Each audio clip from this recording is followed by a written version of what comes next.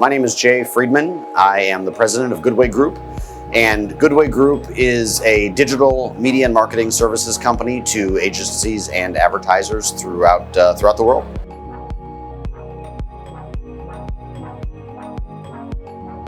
Transparency and quality are obviously huge concerns for marketers, but I think that with the right framework, we're well on the way to solving them. So I think on the transparency side, there's really three areas of transparency we prefer to look at. So number one, of course, is the financial transparency component, where marketers want to know what they're paying for and the rate they're paying.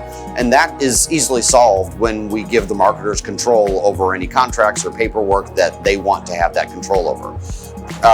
The second component of transparency, of course, is where ads are actually running and are they running on clean sites. And so, again, I think we have a lot of tools. Pixalate's certainly one of them that's able to help marketers gain that confidence around the transparency needed to know where their advertising is running. And then, of course, the third is the consumer transparency and the regulation transparency. And so as regulation becomes a much larger component, and compliance is probably a better word even than regulation. As compliance becomes a much bigger component of our ecosystem, the transparency around how we're serving ads, how we've gathered data around consumers also becomes important and something marketers need to watch out for.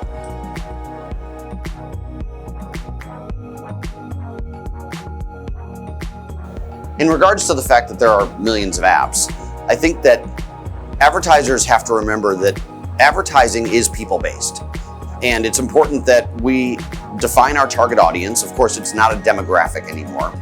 And once we define that audience, we need to figure out the most efficient way to reach them. We don't need millions of apps to reach our target audience or the folks that we think are going to convert. We need a large enough reach across enough apps that we're able to accomplish our goals. And so, number one, I think that there's no need to advertise across millions of apps. Number two, I think there are a lot of gaming apps that are essentially within a sub-part of the industry where they all advertise with themselves. I mean, if you play any game, you'll notice that all of the interim ads are other games trying to install, and that industry has almost segmented itself away from each other. But of course, we use tools like Pixalate to help us navigate this area. And certainly there are other tools as well.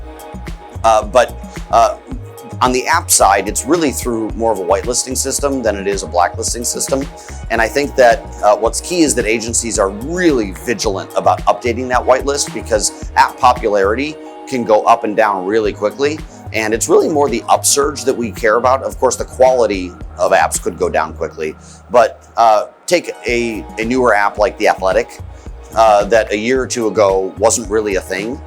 And today it's a very respectable, popular app.